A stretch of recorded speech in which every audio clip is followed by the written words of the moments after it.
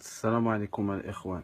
انا درت هذا الفيديو هذا فاش سمعت ديك الحادثه اللي مشى الضحيه ديالها شي 11 شخص ولا ديال المهم فاش كتحرق شي حافله. درتها للمسافرين واللي كيستعملوا الحافلات بزاف.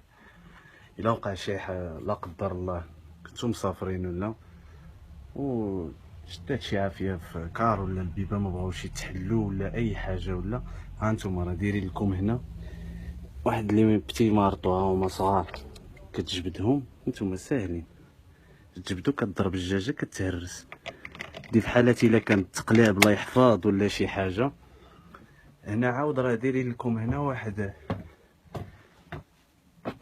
بران سيكوريتي ها هو الباب الا ما بغاش يتحل ولا ها هي اي حافله من هاد الحافلات الجداد راه كتلقى فيهم هاد الفران هذا.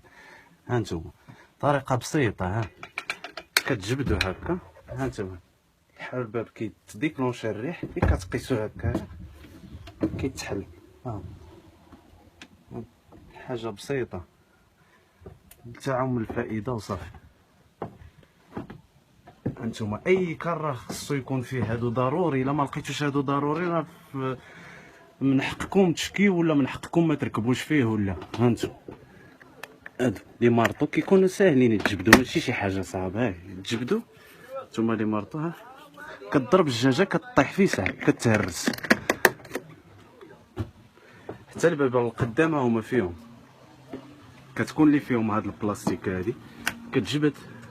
هاي كتجبدها الباب كيديكلونشا وكيتحل. اي كار راه فيه هادي.